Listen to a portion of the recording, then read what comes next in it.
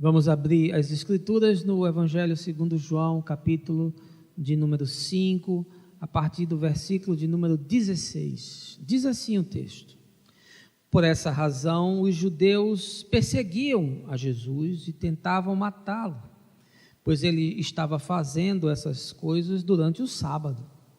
Mas Jesus respondeu a eles: Meu Pai continua trabalhando até agora, e eu também estou trabalhando. Por isso os judeus ainda mais procuravam matá-lo, porque não somente violava o sábado, mas também dizia que Deus era seu Pai, fazendo a si próprio igual a Deus. Retomando a palavra, explanou Jesus: em verdade vos asseguro que o Filho nada pode fazer de si mesmo, mas somente pode fazer o que vê o Pai fazer. Pois o que este fizer, o Filho semelhantemente o faz. Porque o Pai ama o Filho e lhe mostra todas as coisas que realiza, e maiores obras do que estas lhe mostrará, para que vos maravilheis. Pois assim como o Pai ressuscita os mortos e os faz viver, assim também o Filho dá a vida a quem ele desejar. Assim o Pai ninguém julga, mas confiou todo o julgamento ao Filho, a fim de que todos honrem o Filho exatamente como honram o Pai. Aquele que não honra o Filho, não honra o Pai que o enviou. Em verdade vos asseguro, quem ouve a minha palavra e crê naquele que me enviou tem a vida eterna. Não entra em juízo, mas passou da morte para a vida. Mais uma vez, verdadeiramente vos afirmo, vem a hora, e já chegou, em que os mortos ouvirão a voz do Filho de Deus, e os que a ouvirem viverão. Pois assim como o Pai tem a vida em si mesmo, igualmente outorgou ao Filho ter vida em si mesmo. E também lhe deu autoridade para executar julgamento, porque é o Filho do homem. Não vos admireis quanto a isso, pois está chegando a hora em que todos os que repousam nos túmulos ouvirão a sua voz. E sairão os que estiverem feito o bem para a ressurreição da vida, e aqueles que tiverem praticado o mal para a ressurreição da condenação. Por mim mesmo nada posso fazer, conforme ouço, assim julgo, e o meu julgamento é justo, porque não busco agradar a meu próprio desejo, mas satisfazer a vontade do Pai que me enviou. Se eu der testemunho acerca de mim mesmo, o meu testemunho não será válido. Há outro que testemunha a meu favor, e eu sei que o seu testemunho acerca de mim é verdadeiro. Vós enviastes representantes a João, e ele deu testemunho da verdade. Eu, entretanto, não busco o testemunho dos homens, mas digo essa verdade para que sejais salvos. Ele era uma candeia que queimava e iluminava, e vós quisestes, por um momento, rejubilar-vos na sua luz. Todavia, eu tenho um testemunho maior do que o de João, a própria obra que o Pai me deu para consumar e que estou realizando, testemunha que o Pai me enviou. E o Pai que me enviou, ele mesmo testemunhou sobre mim. Jamais ouvistes a sua voz, nem contemplastes a sua face. Igualmente não tendes a sua palavra habitando em vós, porque não credes naquele a quem ele enviou. Vós examinais criteriosamente as Escrituras, porque julgais ter nelas a vida eterna, e são elas mesmas que testemunham acerca de mim. Todavia vós não quereis vir a mim para terdes a vida. Eu não aceito honra que procede dos homens, mas eu vos conheço bem, e sei que não tendes em vós o amor de Deus. Eu vim em nome de meu Pai, e vós não me recebeis. Se outro vier em seu próprio nome, declaro-vos que o recebereis. Como podeis crer vós, que recebeis honras uns dos outros, mas não buscais a glória que vem do Deus único? Não penseis que eu vos acusarei diante do Pai? Quem vos acusa é Moisés, em quem tendes depositado a vossa esperança.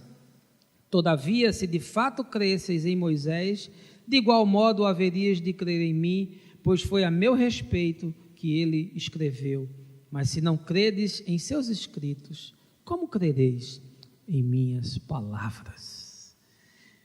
Essa, meus irmãos, é a palavra do Senhor, num texto extraordinário registrado pelo evangelista João, e eu desejo que essa manhã ele se projete das páginas do livro, entre na sua consciência, e se torne alimento e esperança no seu coração. Essa semana uma notícia me chamou muito a atenção. O casamento de Suzane Richthofen com Sandra Regina Gomes. Eu não sei se você viu, mas foi amplamente divulgado nos meios de comunicação. A Suzane todos nós já conhecemos. Ela foi condenada e se tornou assim famosa pela articulação, pelo desenho, pelo arquitetamento da morte dos pais, no dia 31 de outubro de 2002, e ela foi condenada por conta disso a 39 anos de prisão. A Sandra, por outro lado, é uma anônima, cumpre pena de 27 anos na cadeia feminina de Tremembé, lá em São Paulo, pelo crime de sequestro. E aí eu acabei me lembrando das últimas notícias que eu vi da Suzane Richthofen e me apercebi que elas são assim, surpreendentes. Em 2010, a Suzane se tornou evangélica. Inclusive, ela ameaçou virar pastora, mas parece que depois desistiu. E aí passou a habitar uma ala especial que é destinada a esse grupo. Pois bem, depois desse episódio, o seu comportamento tornou-se ainda melhor do que já era. Hoje, Suzane trabalha, leva uma vida regrada, é extremamente disciplinada e tem um bom relacionamento com todas as outras detentas. Com o casamento, Suzane deixou a ala dos evangélicos e passou agora a viver num pavilhão onde existem outros 8 casais homossexuais. Pois bem, diante desse ocorrido, me surgiu assim uma curiosidade. E aí eu postei no meu Facebook esses fatos e lancei a seguinte pergunta: a Suzane foi aceita na ala evangélica, mesmo sendo acusada e condenada pelo assassinato hediondo dos pais? Pois bem, vocês acham que ela continuaria sendo bem-vinda entre eles após a relação e o casamento homossexual? Aí soltei essa bomba lá e fiquei aguardando o que iria acontecer. E os comentários surgiram assim aos borbotões. E de certa forma eu imaginava que viria uma reação preconceituosa e ortodoxa, na sua esmagadora maioria. Mas eu lhe digo que certas postagens beiraram o absurdo. E de tão agressivas e raivosas que foram, eu acabei precisando eliminar algumas delas, e algumas pessoas se sentiram assim tão ultrajadas que passaram a me ofender, e aí eu também precisei eliminar esses tais para que eu pudesse manter o mínimo de paz no meu coração. Eu quero ser sincero com você, não foi uma surpresa para mim, eu lido com isso todos os dias. Eu sei como a igreja funciona, eu conheço bem essa engrenagem, e eu sei o que a maioria dos líderes pensam, eu sei como eles agem, e eu estou em contato com o povo, com os fiéis, ouvindo-os, aconselhando-os nos seus dramas, nas suas dificuldades. Na verdade, o casamento de Suzane é só um pano de fundo para eu falar sobre os dogmas da religião.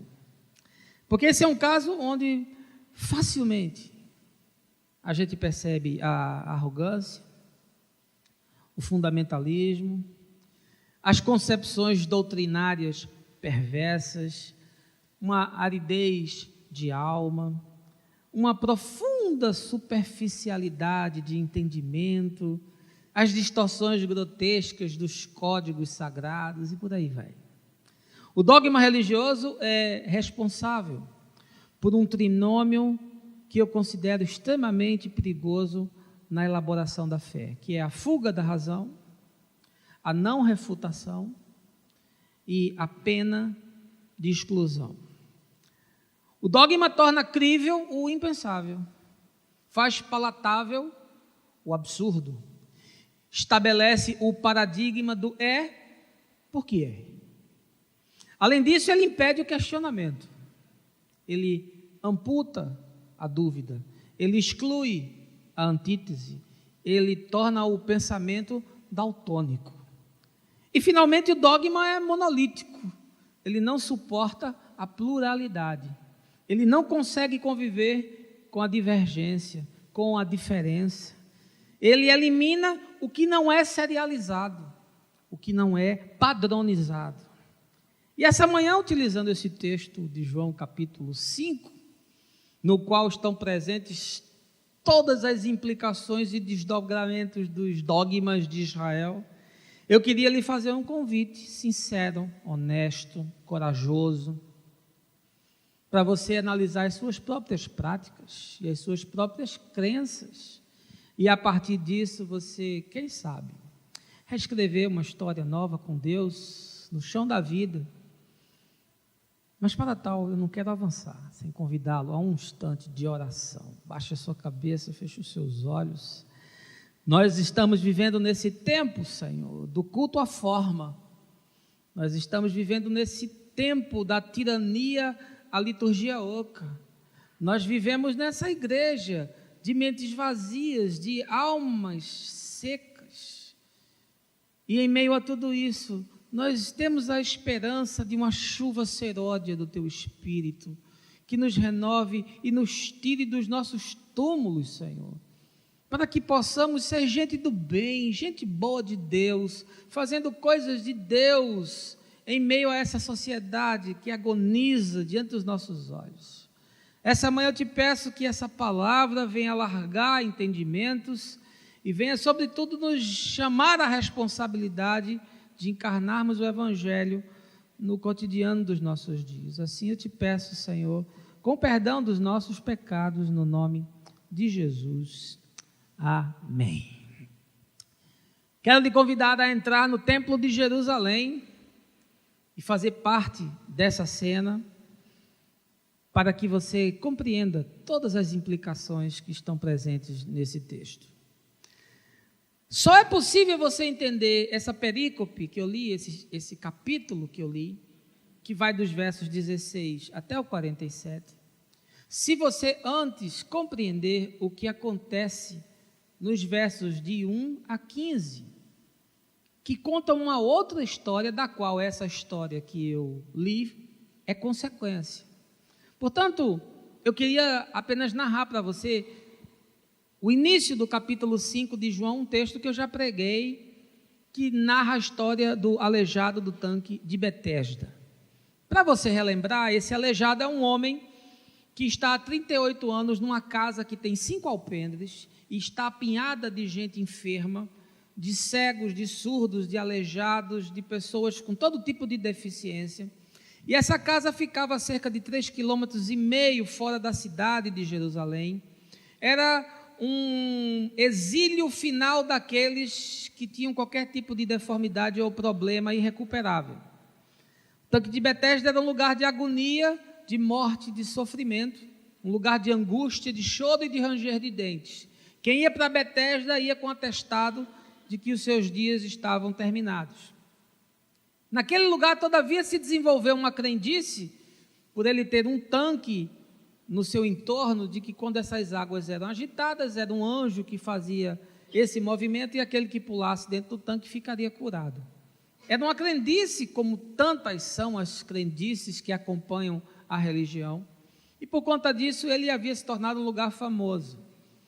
João capítulo 5 narra Jesus na festa em Jerusalém, naqueles que são os seus últimos dias, e de repente Jesus larga a festa e vai para essa casa de agonia para se encontrar com esse homem, que tinha passado toda a sua história praticamente se arrastando, tentando se jogar dentro das águas que saravam.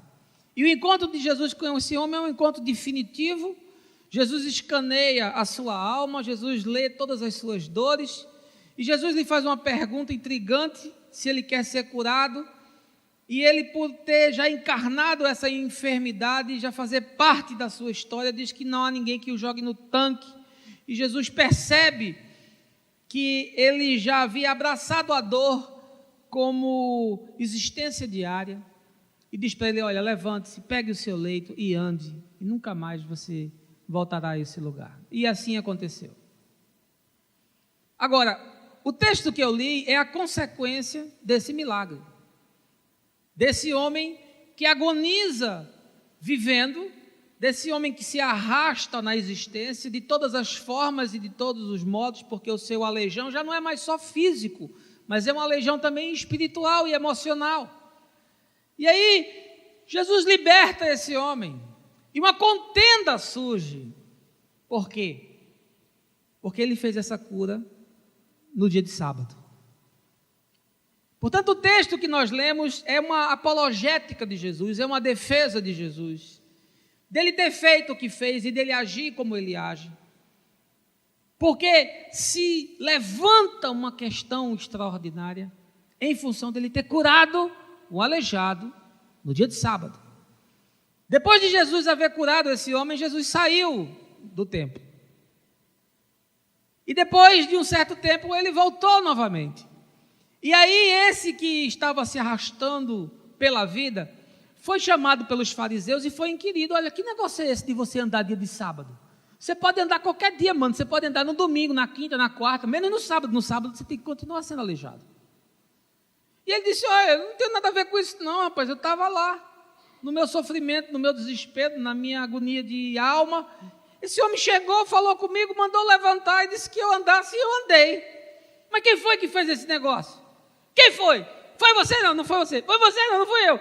Não foi ninguém da nossa turma, bicho. Não foi ninguém do nosso time, que ninguém é maluco de curar dia de sábado. Vocês estão ficando o quê? Vocês estão ficando doidos? E aí ficou aquela confusão, e aí o aleijado ficou por ali, e de repente, quando ele esbarrou, era Jesus. Ele disse: quem é você? Para que eu possa saber. Ele disse: eu sou Jesus. E vê que você não proceda pior do que já procedeu, para que não te suceda algo de maior envergadura. Mas crê naquele que te salvou. Aí ele ficou por ali, saiu correndo, encontrou com os fariseus, aí falou: o nome do cara que me curou é Jesus. E aí Jesus já estava novamente no templo. E aí a contenda se suscita. E o questionamento dos fariseus é: por que você curou o homem no sábado? Veja a que ponto a religião pode se tornar uma coisa bizarra. Veja a que ponto um dogma pode se sobressair sobre a misericórdia, sobre o perdão, sobre a graça, sobre a cura, sobre o amor. É o culto da forma, é a adoração ao rito, é o apego exacerbado às regras. Tudo podia ser feito, menos no sábado. Porque no sábado só se pode adorar a Deus.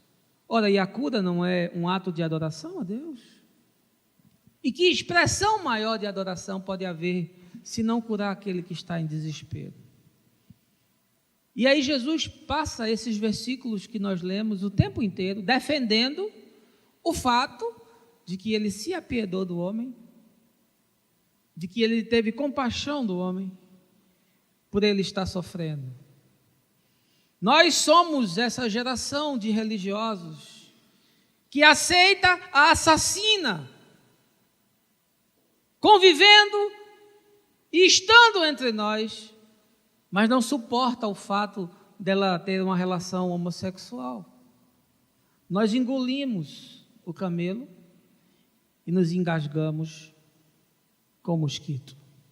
Se você for ao capítulo 23 do livro de Mateus, Jesus explicita o quão bizarra essa religião de Israel havia se tornado. E ele começa a citar as profundas contradições que existem entre esses religiosos. E diz: olha, vocês são tão hipócritas que vocês não dão atenção às viúvas, vocês não cuidam dos necessitados, mas mesmo assim vocês vão para a reunião de oração e fazem orações impostadas, vocês participam das vigílias, vocês trabalham nos movimentos, mas as coisas mais práticas e mais gritantes que estão diante dos olhos de vocês, vocês negligenciam. Ora, vocês são tão bizarros que vocês são capazes de jurar pela oferta que está no altar, mas vocês não conseguem discernir o altar, porque a oferta é o sacrifício do homem, a oferta é o produto do homem, e o judeu jurava pela oferta, e pela oferta ele se comprometia, mas se ele jurasse apenas pelo altar ele não se comprometia, e Jesus diz: vocês são hipócritas, o que santifica a oferta é o altar. Ele chama esses fariseus a um confronto e a um entendimento e diz: vocês dão dízimo de tudo, vocês dão dízimo da hortelã, do endro, do cominho, que eram aquelas especiarias, que eram aquelas colheitas mínimas sobre as quais não existia nenhuma regra de observância. E aí Jesus diz: olha, vocês são tão legalistas que vocês dão o dízimo das mínimas coisas, mas vocês não entendem nada do que é misericórdia, vocês não entendem nada do que é fidelidade, vocês não compreendem absolutamente nada do que é justiça. Chama os fariseus e diz: vocês são muito hipócritas, porque vocês são ascéticos, vocês se preocupam com a aparência, vocês se lavam para tudo, mas o interior de vocês é podridão, vocês estão cheios de avareza, vocês estão cheios de maledicência, vocês estão cheios de egoísmo, vocês estão cheios de mentira, vocês limpam o que está fora e vocês se envenenam com aquilo que está dentro. Jesus chama esses homens ao confronto e diz: olha, essa religião de vocês é tão perversa que vocês seguem a lei da monogamia e vocês praticam uma monogamia sucessiva. Desprezam a mulher por qualquer coisa, dão-lhe uma carta de divórcio e depois se casam com outra. E essa outra, se não lhes satisfizer, vocês dão uma carta de divórcio e se casam com outra. De fato, vocês sempre estão casados com uma única mulher, ainda que vocês tenham destruído a vida de dezenas delas. Fariseus, hipócritas. E Jesus começa a mostrar como aquela religião tinha se tornado perversa, como ela cumpria todos os códigos e seguia todas as regras e ainda assim havia se tornado bizarra diante de Deus. Vocês sacrificam os animais, porque sem derramamento de sangue não há remissão de pecados. E vocês fazem isso sem qualquer entendimento. E, portanto, para vocês quebrar toda a santidade diante de Deus, e, portanto, para vocês andar da forma como vocês bem entendem, nada importa, porque depois vocês compram um novilho, vocês o matam e vocês o oferecem à santidade de Deus, vocês o oferecem ao sagrado, imaginando que por conta disso, tudo que vocês fizeram está cancelado. Essa é a conversa de Jesus. E eu tenho uma pergunta para lhe fazer essa manhã: como é que está a sua vida espiritual? As crenças que você tem são baseadas em quê? As convicções que você possui, elas são baseadas em quê? Na Bíblia? E você aprendeu a Bíblia de quem? Os óculos que você usa para ler as Escrituras são de quem? São da denominação que você abraçou? São do pastor que você foi pastoreado? São do livro que você leu? Quem sabe você é um iniciado e foi até para o seminário teológico, mas a sua teologia é o quê? É reformada? É pós-pentecostal? É puritana? É calvinista? É arminiana? Você é o quê? Você construiu as suas convicções a partir de quê? E quem lhe disse que isso que você crê é a verdade? E quem lhe garante que esses pressupostos que você abraçou e pelos quais você mata e morre, e você está disposto a defender e levá-los a cabo às últimas instâncias, são o Evangelho? Jesus cura um aleijado no sábado, e ele embaralha a cabeça dos fariseus. Verso 16 do capítulo 5 diz: por essa razão, os judeus perseguiam a Jesus e tentavam matá-lo, pois ele estava fazendo essas coisas durante o sábado. Quem mexeu nos dogmas dos fariseus? Quem mexeu nos seus dogmas?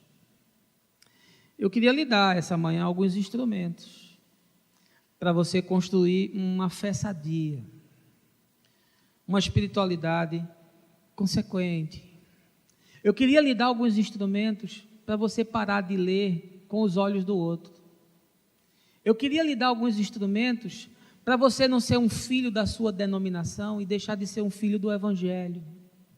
Eu queria lhe dar alguns instrumentos para você não ser manipulado por lobos, para você não ser enganado com falácias, com sofismas, com construções pseudo-elaboradas, para você não ser espoliado, para você não ser dilapidado, para que a sua fé não se construa sobre base humana.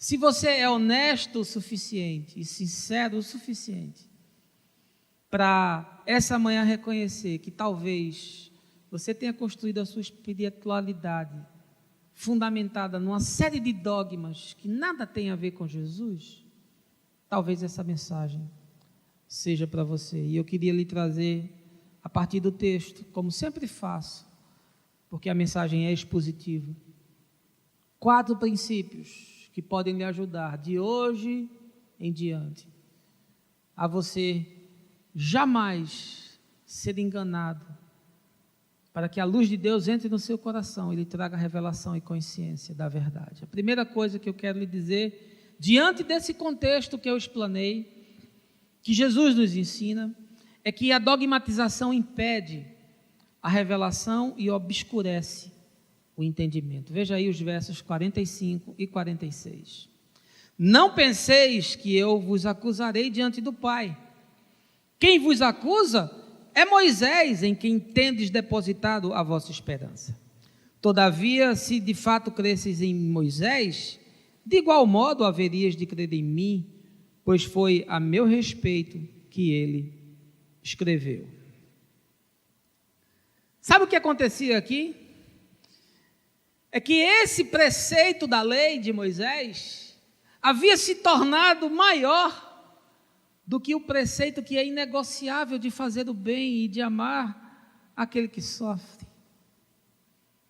Era uma regra que havia ganhado vida em si mesma. Era uma forma que inviabilizava o bem. Era uma coisa tão bizarra e tão absurda, mas para uma mente cauterizada, para um coração petrificado, era a coisa mais óbvia e mais elementar. Se pode fazer qualquer coisa no sábado, desde que essa coisa seja para Deus. E a cura não é para a glória de Deus. Mas eles não conseguiam entender isso. É a maximização do rito. É quando nós estamos participando da ceia, cumprindo a obrigação, que seja até dominicalmente, mas fazemos aquilo sem nenhuma significação. Comemos o pão e bebemos o cálice sem saber quais são os desdobramentos e as consequências disso. É o culto da forma. E ainda fazemos o sinal da cruz depois. E você pergunta, por que você fez isso? Não sei, eu fiz isso porque sempre foi feito assim. Me ensinaram assim, eu aprendi assim. Por que nas suas orações você coloca tantos chavões dentro dela? Porque eu aprendi assim, eu copiei de alguém. É a reprodução da forma, em detrimento dos valores que se devem carregar no coração. E aí Jesus chega para essa gente que está questionando o bem sendo feito a despeito de dia, de horário, de lugar, de ocasião, de circunstância, e diz, sabe quem vai acusar vocês? É Moisés quem acusa vocês.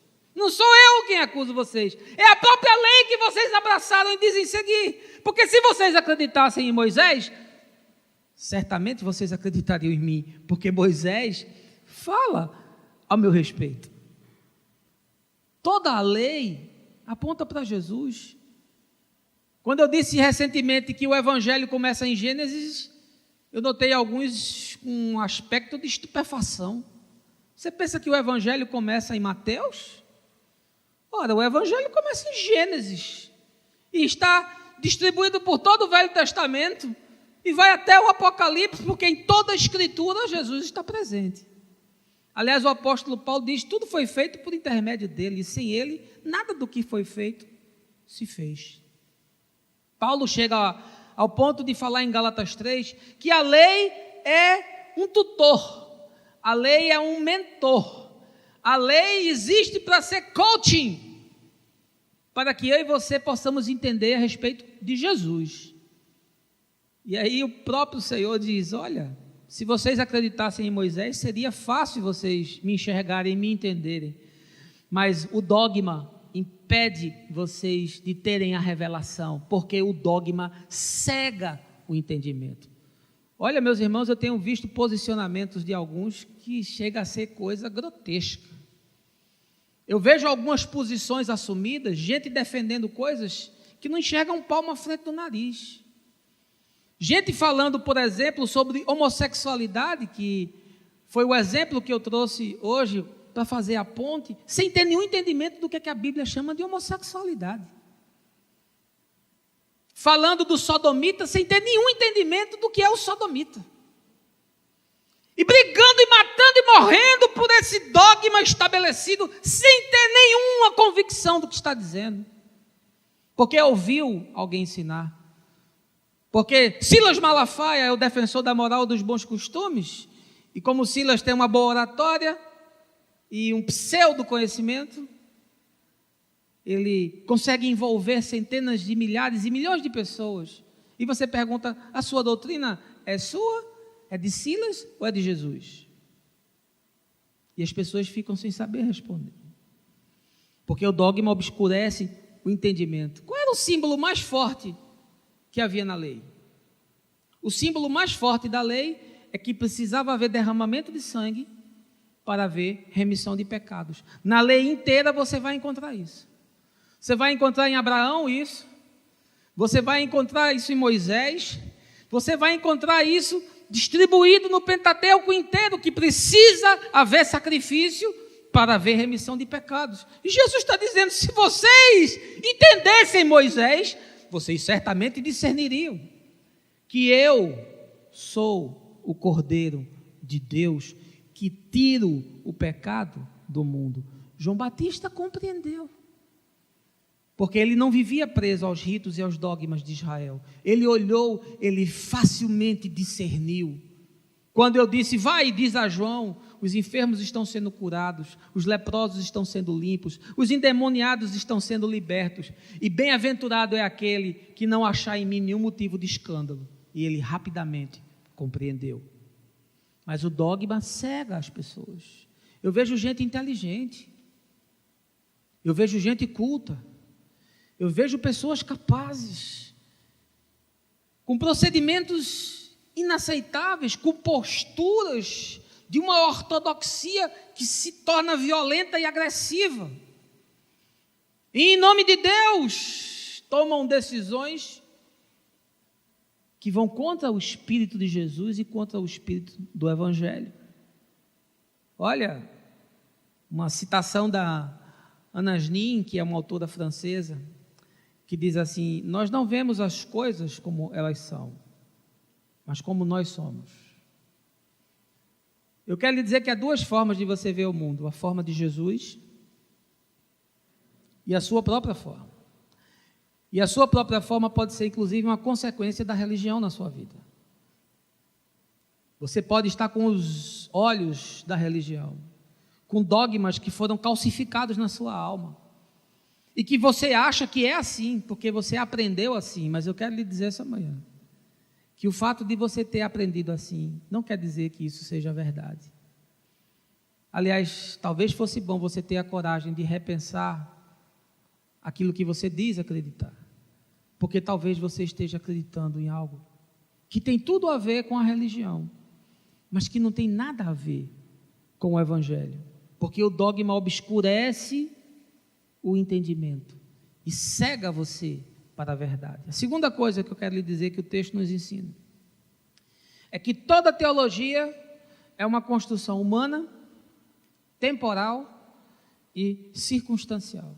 Veja aí o verso 36 e depois o 43.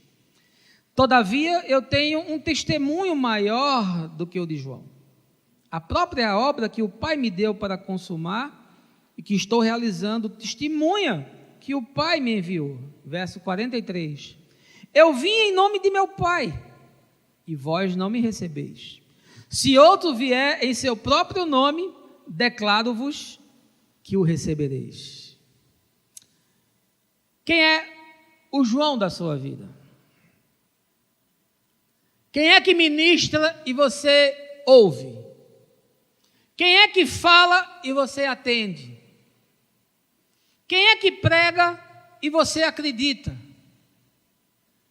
Deixa eu lhe dar uma notícia essa manhã. Toda teologia é uma construção humana, temporal e circunstancial. Toda ela. E não me importa se você está ouvindo Lutero, se você está ouvindo Zwinglio, se você está ouvindo Finney, Moody, se você está ouvindo Tillich, se você está ouvindo Barth, se você está ouvindo Caio Fábio, se você está ouvindo qualquer que seja o mestre ou pregador, seja ele antigo ou contemporâneo, seja ele protestante ou católico, seja Tomás de Aquino ou seja Santo Agostinho, seja quem for, eu quero lhe dizer que toda teologia é humana, é temporal e é circunstancial. Jesus está dizendo assim: olha, vocês ouviram João, o Batista, e até se alegraram naquele pouquinho de luz que ele fez vazar, porque João tinha uma mensagem. João os conclamou ao arrependimento, João os contristou, João os tirou desse marasmo e dessa malemolência espiritual na qual vocês viviam. João os sacudiu, e por isso eles vinham ao deserto, queriam ser batizados, porque achavam que aquele batismo de João faria alguma diferença. E aí João, quando viu os fariseus vindo, disse: o que vocês estão fazendo aqui? Raça de víboras, vocês estão vindo aqui para tomar um banho? Vocês acham que o quê? Eu estou fazendo uma mágica? Do que adianta vocês virem aqui se banhar nessas águas se o coração de vocês não se contrista? E Jesus está dizendo: vocês acreditaram em João e fizeram bem. Mas João disse a meu respeito: vem alguém que é maior do que eu, e do qual eu não sou digno sequer de desatar as sandálias. Eu batizo vocês com água, mas esse vai batizar vocês com fogo. João entendia quem era Jesus. E aí Jesus diz aqui no verso 43, eu venho em nome do Pai, e vocês não me recebem, mas qualquer outro que vier em seu nome, vocês recebem. Olha, meu irmão, você recebe de quem? Quem foi aí o responsável pela construção da sua teologia?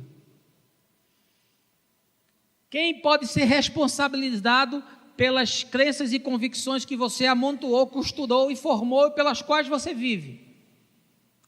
Seja ele quem for, eu quero lhe dizer que o que ele faz é temporal, é humano e é circunstancial.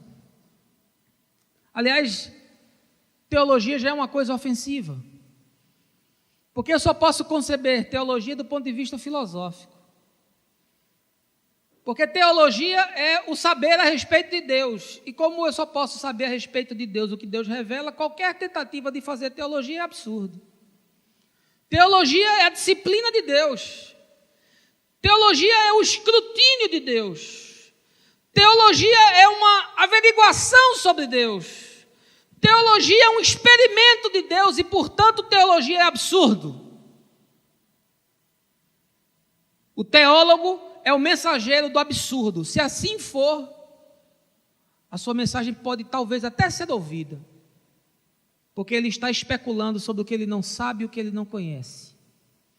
Portanto, só se pode conceber teologia do ponto de vista da filosofia, da possibilidade, do ponto de vista da percepção e da autopercepção, porque a teologia para mim é de uma forma e para você de outra, porque Deus para mim se revela de um modo e para você se revela de outro. E aí eu vejo as pessoas brigando e a igreja se dividindo por conta de teologia, porque eu sou calvinista, porque eu sou arminiano. e ficam se degladiando em torno da luta pelos conceitos que foram elaborados e construídos por homens.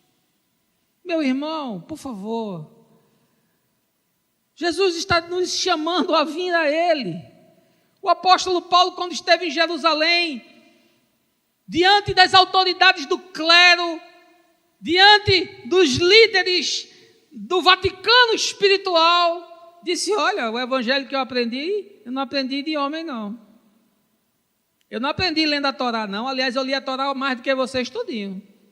E eu li esses textos e era praticante e zeloso mais do que vocês tudinho. Mas o que eu aprendi, eu não aprendi pela letra, não. O que eu aprendi foi me revelado no meu espírito. Não aprendi de homem algum. E nós construímos as nossas teologias a partir dos raciocínios simplistas e falazes dos homens. A teologia, ela é humana. Por que ela é humana? Porque ela é construída por homens. Ela é a especulação dos homens a respeito de Deus. A teologia faz com que Deus seja criado à nossa imagem e semelhança. É isso que a teologia faz. A teologia é temporal porque ela é a percepção de um homem num espaço de tempo. Se você pegar a teologia de Tomás de Aquino, você vai ver que a teologia dele é diferente da de Santo Agostinho. Porque eles estão vivendo em recortes de mundo diferentes. Basta lhe dizer uma coisa. Santo Agostinho dizia assim: eu preciso crer para poder entender. Porque isso tinha a ver muito com a história de Agostinho. Isso no século IV, se não me engano.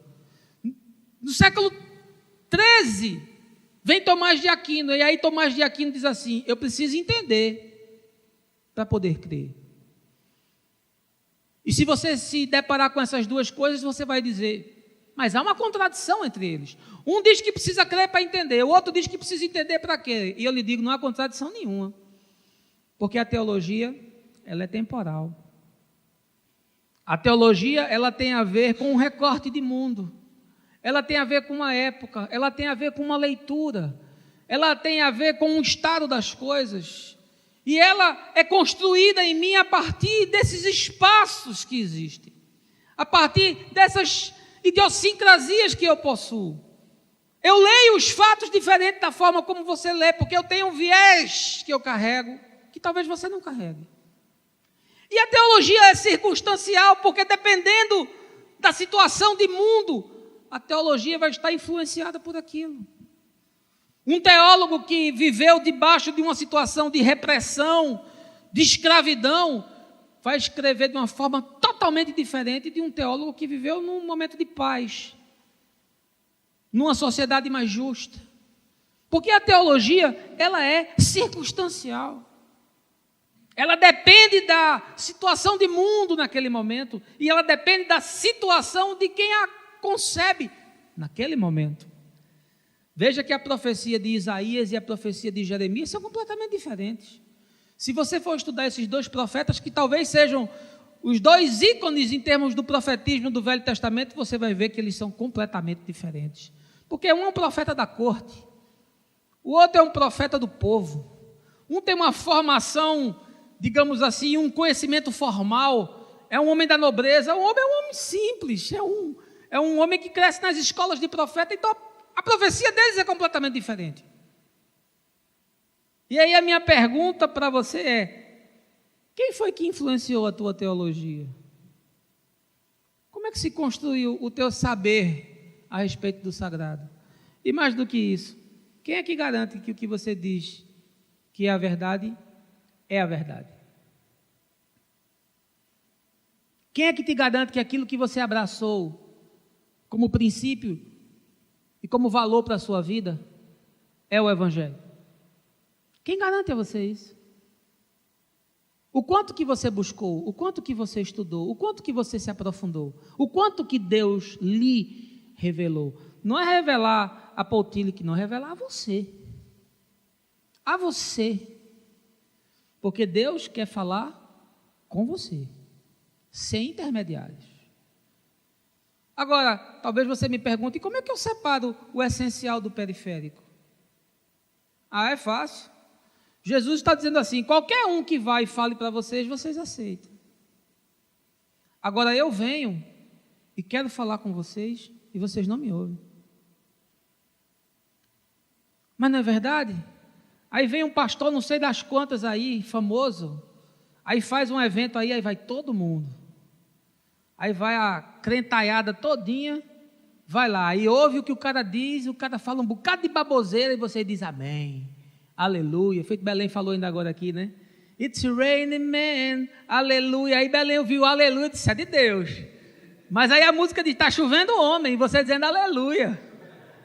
Né? Se for as irmãs, amém. Depois dos 30, então, aleluia mesmo. Agora, você cantar essa música, cuidado, né? Aí o cara vai lá e diz um bocado de atrocidade e você, amém, é isso aí. Aí a semana que vem outro com a teologia totalmente diferente, você vai lá e diz amém de novo.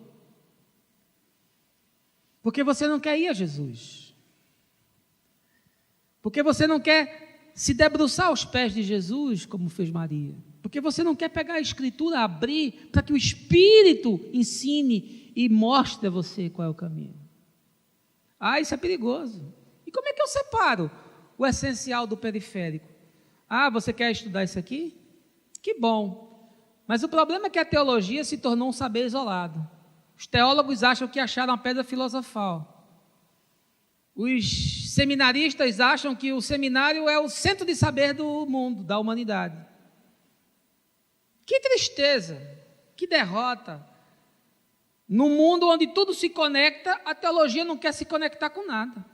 Aliás, a ciência dá muito mais passos em direção à fé do que a fé em direção à ciência. Essa semana, o Papa Francisco diz que a teoria da evolução é algo que tem fundamentos coerentes e não se contradiz em nada com as Escrituras. Bastou isso para os ortodoxos do mundo inteiro dizerem que Francisco é um herege, é um apóstata, porque tem que ser seguindo o letrismo do texto de Gênesis, que não consegue nem ver que o texto é mítico, e não consegue se abrir para nenhum outro tipo de percepção. Que tristeza, no século XXI, a gente pensando ainda como seres do mundo antigo, não é nem medievais.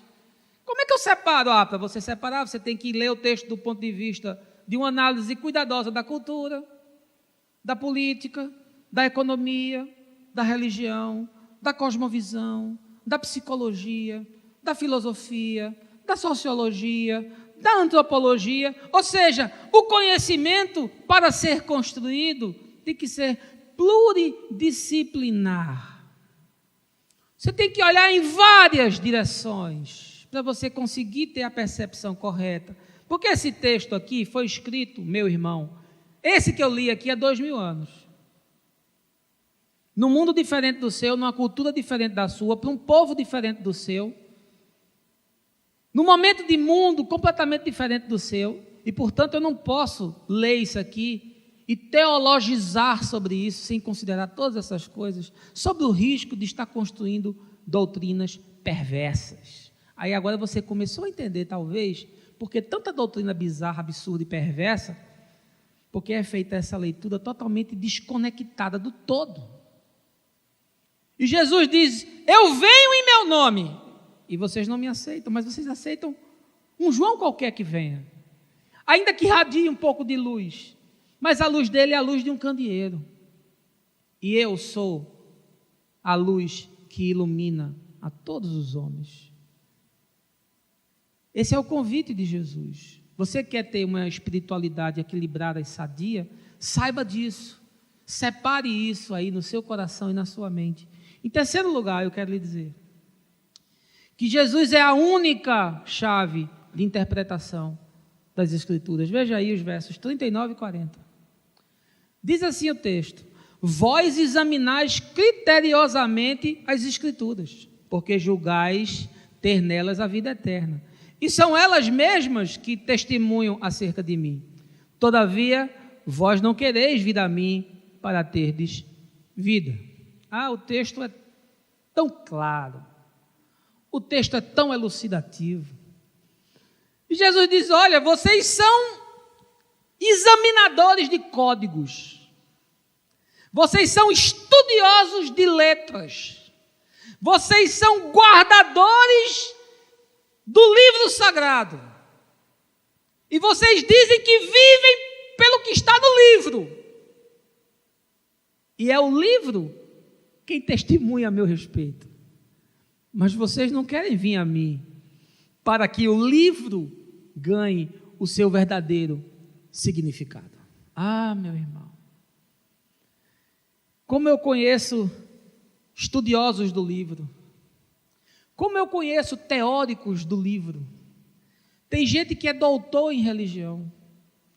Tem gente que você começa falando uma coisa, ele já vai citando o versículo e o capítulo. Tem gente que a conversa é uma verborragia de recortes das cartas dos evangélicos, dos profetas, e o sujeito, tudo que fala, está respaldado por uma citação da palavra.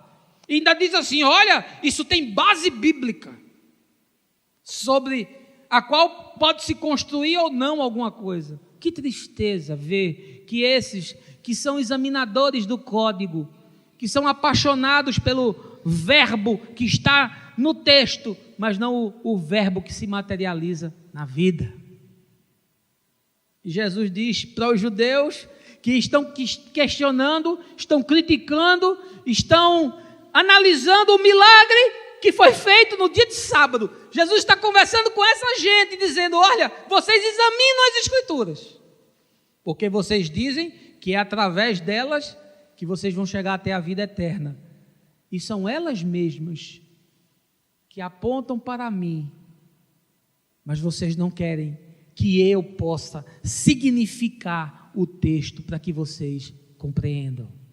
Se você vê lá os discípulos no caminho de Emaús, logo depois da ressurreição de Jesus, estão aqueles discípulos indo para uma cidade que ficava a 9 quilômetros de Jerusalém, e eles estão discutindo, Jesus entra e começa a conversar com eles, e lá pelas tantas nessa conversa o texto diz, e passou a discorrer a seu respeito tudo o que constava nas Escrituras a partir de Moisés.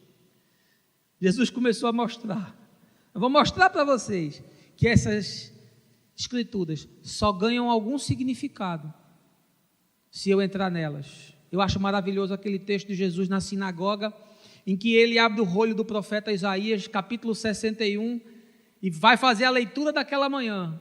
E aí quando ele abre o texto, ele lê e diz, o Espírito do Senhor Deus está sobre mim, porque o Senhor me ungiu a pregar boas novas aos quebrantados, e enviou-me a curar os quebrantados de coração, a consolar todos os cativos e a pôr em liberdade todos os algemados, e a pregoar o ano aceitável do Senhor. Aí ele fecha o texto e diz, hoje, isso aqui que era só letra, ganhou materialidade, porque eu sou esse a respeito de quem o texto fala. Jesus é a chave única de interpretação da Escritura. Eu não sei qual é a chave que você usa, meu irmão. Eu não sei se a sua chave é uma chave de uma denominação. Eu não sei se a sua chave é uma chave de um pastor que você admira. Eu não sei se a sua chave é uma chave que você fez, você mesmo, do recorte de muitas convicções e de muitas crenças, você fez uma alquimia, simbiotizou tudo e criou a sua própria chave, única e exclusiva, mas é aberração. Mas eu quero lhe dizer essa manhã que a única forma de você interpretar isso aqui é se você partir de tudo que está aqui a partir de Jesus. Porque esse aqui é o texto a respeito de Deus, mas esse aqui não é a palavra a respeito de Deus, porque a palavra de Deus é Jesus. Eu vou repetir, a Bíblia é a palavra dos homens acerca de Deus. Jesus é a palavra de Deus, estendida aos homens. Mas ele diz, vocês examinam o código, vocês examinam os textos, vocês se tornaram caça-fantasmas nas Escrituras, mas vocês não querem vir a mim, para que eu possa dizer para vocês como é que o texto ganha alguma significação e algum propósito.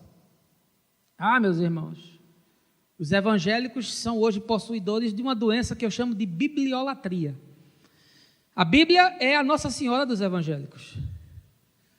Os católicos adoram Maria e os evangélicos adoram a Bíblia.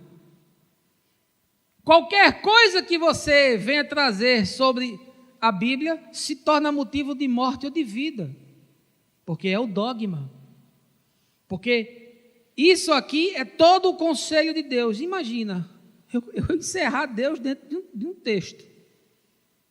Imagina, se Deus pode ser encerrado e contido em alguma coisa.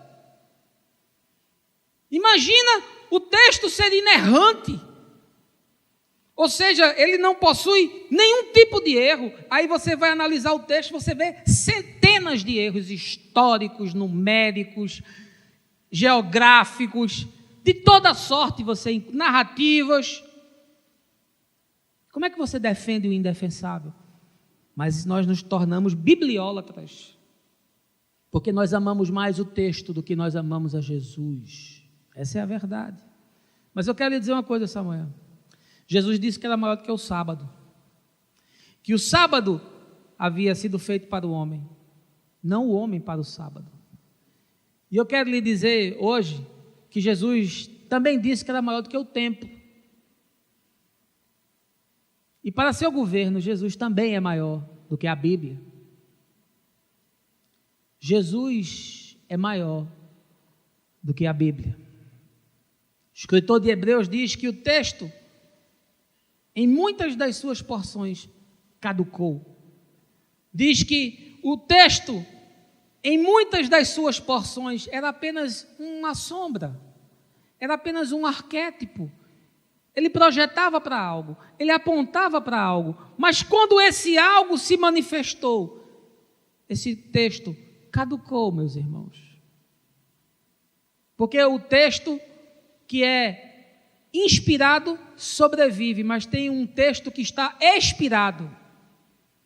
E para esse, você não precisa mais ficar olhando. Esse era o problema do dogma dos fariseus de Israel. Não conseguiam entender isso. Mas nós, do ponto de observação no qual nós estamos hoje, nós podemos entender isso. Que Jesus é a única possibilidade de eu conseguir ler as Escrituras e interpretá-la, porque Ele é a chave hermenêutica. O nosso irmão Caio fala muito a respeito disso. Aliás, na última conversa que eu tive com ele, ele disse, antes de morrer tem que escrever 4 livros. E um dos 4 que ele quer escrever é Jesus, a chave hermenêutica. Eu não posso mais ler isso aqui sem ser a partir de Jesus. Tudo que eu leio, eu tenho que submeter ao crivo de Jesus. Eu tenho que colocar o texto em realce com Jesus. Como Jesus agiu nessa circunstância? Como Jesus pensou nessa circunstância? Qual significado Jesus deu a esse tipo de situação? E se eu não encontrar nada em Jesus, isso já começa a perder totalmente a relevância para mim. Porque a chave de entendimento, a chave de interpretação só ganha significado se eu colocar Jesus. Aí alguém questionou. Então o senhor está dizendo que a Bíblia agora é só o Novo Testamento? E quem foi que disse para você que Jesus está só no Novo Testamento? Você não consegue discernir Jesus no Velho Testamento? Nos profetas? Nos salmos? Nos livros poéticos? E na Torá? Jesus está presente em todos esses livros. E tudo nesses livros aponta para Ele. Porque nele está presente toda a revelação de Deus. Você quer saber como é que Deus deseja que você seja? Olhe para Jesus. Ele quer que você seja igual a Jesus. Aliás, Paulo, na sua carta aos Efésios, capítulo 4, fala que nós vamos progredindo e caminhando até chegarmos à estatura de Jesus. Portanto, o nosso modelo é Jesus. Como eu posso fazer uma interpretação de alguma coisa sem ser a partir de Jesus? Reveja seus pressupostos, reveja seus dogmas, reveja seus valores, submeta-os ao crivo e ao olhar de Jesus.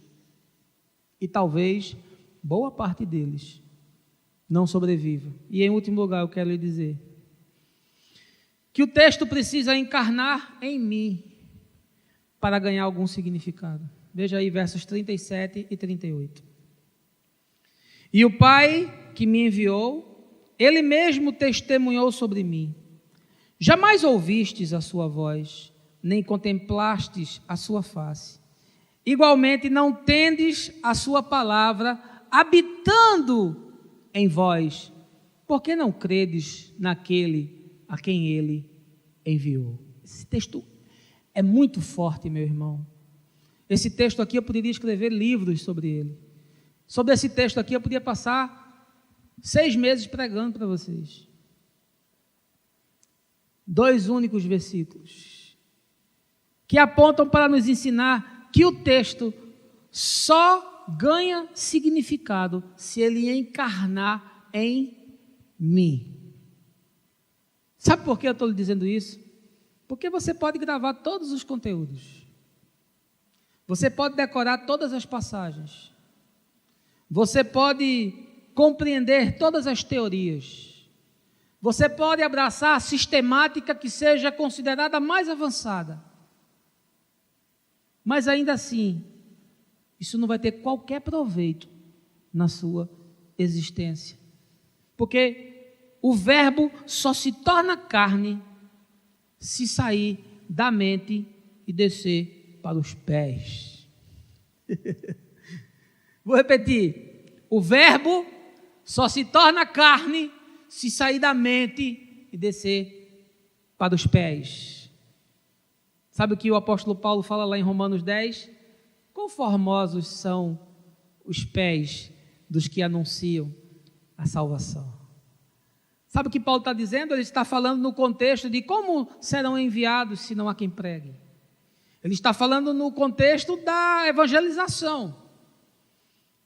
E aí Paulo está dizendo que para aqueles que querem se lançar na tarefa de evangelizar o mundo, as teorias serão insuficientes. Os conceitos serão insuficientes. A retórica será insuficiente. Porque bem-aventurados são os pés daqueles que anunciam a salvação. É uma teologia a caminho, meu irmão. Ela vai sendo construída enquanto você anda. É por isso que a fala de Jesus é ide. Que na verdade na nossa tradução ficou empobrecida, porque o verbo no grego está no gerúndio, é indo. Indo, caminhando, é construído a cada dia enquanto você está avançando com Deus, no seu casamento, na sua profissão, nas suas relações de amizade, no seu trabalho, na sua relação com a comunidade. Enquanto você está caminhando, a sua teologia vai sendo construída. Porque só há significação nesse verbo se ele encarnar em você. Veja o que diz o texto: não tendes a sua palavra habitando em vós. Se vocês têm o texto, vocês sabem o texto, mas o texto não está em vocês. Lembra de Paulo escrevendo aos Coríntios? Ele diz: vocês são a minha carta aos homens. Vocês são o texto. Paulo não tinha o Novo Testamento. Os coríntios não tinham as cartas. Eles não tinham o que você tem. Mas eles próprios eram a carta. A vida deles era a carta. Você é a carta. Primeira a Rosângela, segunda a André, vocês são a carta.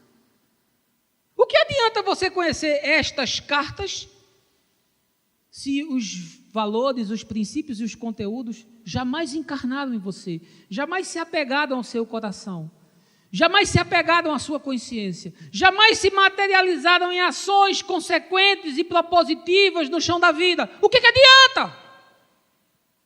Você conhecer todos os versículos, você conhecer todos os contextos e os personagens bíblicos, e isso não ter nenhum significado concreto. Isso não ganha nenhum tipo de materialidade, é o que Jesus está dizendo. Vocês não têm a palavra habitando em vocês. A palavra para vocês é só um compêndio de informações teóricas. É a espiritualidade que não reverbera. É o símbolo que não retine. É a presença dos dons que não tem qualquer propósito. É a espiritualidade estéril, que não produz para a vida. Porque nós já aprendemos Mas eu estou insistindo. Deus escolheu ser amado no outro. Eu amo a Deus. Amém, meu irmão.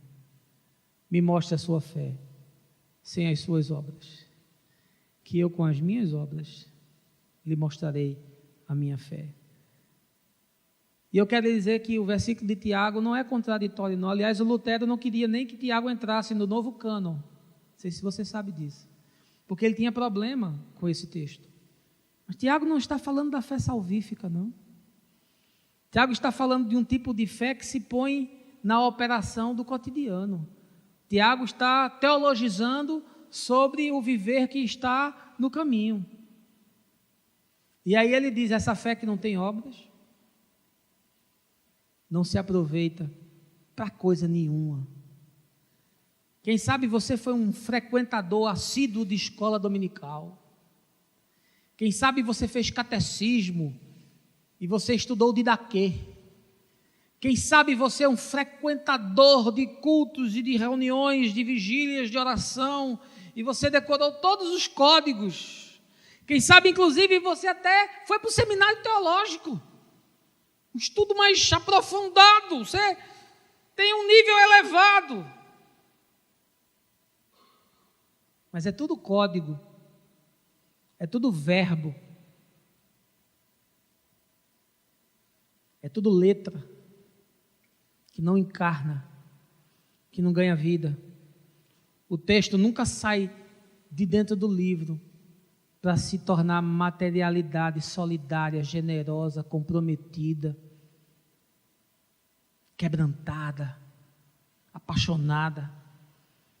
Eu vejo os teóricos do novo Israel arrotando uma espiritualidade de garganta, mas o culto é mecânico, não há paixão, não há zelo com as coisas de Deus, não há entendimento de Deus, não há busca de Deus, eles não se satisfazem em Deus, Deus não lhes é suficiente, porque o texto nunca encarnou, continua sendo teoria. Eu queria concluir, meu irmão, eu queria lhe perguntar essa manhã, quais são os seus dogmas? Quais são aí as suas construções teológicas? Como é que elas se processaram na sua vida? Foi herança familiar? Vem de geração a geração? Ou quem sabe é um ensino pastoral, você foi membro de uma igreja que tinha um excelente pregador, e aí a sua teologia vem dele. Ou a sua teologia vem da sua leitura devocional. Eu cheguei no seminário e eu fiquei chocado, porque as pessoas tinham lido mais os teólogos do que Jesus. Eu falava sobre coisas da Bíblia, eles não sabiam, não tinham lido. E alguns me disseram, não, eu não li nem o Novo Testamento todo, mas já tinham lido a obra todinha de Calvino. Sabiam as institutas de frente para trás, de trás para frente, mas não tinham lido nem o Novo Testamento. Quem sabe são as suas leituras devocionais, aí você vai lendo o que vem pela frente e vai misturando e construindo o seu Frankenstein religioso. Ou quem sabe é o senso comum, você crê no que a maioria crê. Todo mundo crê assim, eu também creio. E aí você tem dificuldade com conceitos elementares. Você pensa que tem ungidos, ungidões. Aí você não sabe o que é profecia, vive sendo manipulado, jogado, vindo bizarrice. Você não sabe o que é inferno, você pensa que inferno é um lugar que tem um caldeirão com um capeta lá assando o cara, espetando o sujeito. Você não sabe o que é batalha espiritual, você vive com fantasmas, lutando com potestade, sem saber nem o que é isso, assombrado por tudo quanto é batida de porta. Você criou um negócio chamado cura interior, que você não sabe nem o que é isso. Isso é uma autoajuda reelaborada, um molho de psicologia que no fundo não produz coisa nenhuma. Aí você não sabe o que é dízimo, aí vive aterrorizado, vive com medo que o gafanhoto coma os seus bens, vive assustado achando que está roubando a Deus, e por conta disso você é expoliado de todas as formas. Doutrinas das mais bizarras, ao ponto de você afirmar, por exemplo, que o suicida vai para o inferno. E eu queria saber baseado em que você construiu isso. Porque isso é senso comum no meio da religião. O suicida vai para o inferno. Me prove isso. Estou aqui à disposição, para você depois vir aqui e me provar que o suicida vai para o inferno. Ou, por exemplo, sobre a questão do homossexual, que é um tema dos nossos dias aí, que está na moda. Venha conversar comigo que eu vou lhe mostrar o que é o homossexual na Bíblia. E você vai ver que é bem diferente do que talvez você tenha construído como conceito. Ou a sua teologia sobre a igreja. O que foi que você elaborou? Hoje eu queria mexer nos seus dogmas. Hoje eu queria balançar aí os seus conceitos. E queria deixar aí uma dúvida na sua cabeça. E na sua cabeça, que está me ouvindo. E essa dúvida é para que você repense como você está caminhando. Porque pode ser que você esteja muito bem. E você ouça aquilo que eu preguei a semana passada de Jesus. Servo bom e fiel. Fostes fiel no pouco. Entra na festa do perdão e da alegria. Mas pode ser, meu irmão, que você tenha construído um híbrido espiritual. Pode ser que você tenha parido um monstro espiritual. Pode ser que as suas crenças e as suas convicções sejam uma aberração e, confrontadas à luz do Evangelho, exponham você a uma religião que para nada aproveita. Por isso, quero encerrar usando a fala do próprio Jesus, quando ele disse: muitos naquele dia chegarão e me dirão: Senhor, eu participava de todos os movimentos. Senhor, eu estava em todas as vigílias. Senhor, eu fiz parte de todos os grupos de discipulado, de estudos teóricos. Ah, Senhor, eu fui em todos os cultos. Ah, eu participei de todos os congressos. E eu não quero que você ouça de um Jesus que é puro amor, mas o amor de Jesus é firme. E que Ele olhe nos seus olhos e diga para você: apartai-vos de mim, vocês que viveram de forma iníqua, que foram teóricos, que construíram teologias dos homens, e que viveram uma espiritualidade de banco de igreja. Afastem-se de mim, vocês que nunca abraçaram o caído, que nunca foram de generosos, que nunca desenvolveram a salvação, que nunca me buscaram no texto, apesar de terem lido tanto o texto, que nunca se abriram ao Espírito, que nunca foram ministrados pela graça, que não são filhos da esperança, que não são artesãos de um novo tempo, que não são promotores da justiça, que não são aqueles que gemem com expectativa de que a criação seja restaurada, que nunca disseram: Maranata, bendito que vem, em nome do Senhor, que nunca choraram com expectativa de que eu resgatasse a minha igreja. Apartai-vos de mim, todos vós que praticais a iniquidade. E que o Senhor essa manhã traga profunda contrição ao seu coração. E que você revisite essa palavra quando ela for postada. E que você avalie de que forma você está construindo a sua espiritualidade no chão da terra, se com ou sem Jesus. Que Deus lhe abençoe, que você tenha um bom final de semana, que você aproveite o tempo que você tiver com as pessoas que você ama e que o Senhor te conceda uma boa semana no nome de Jesus. Amém.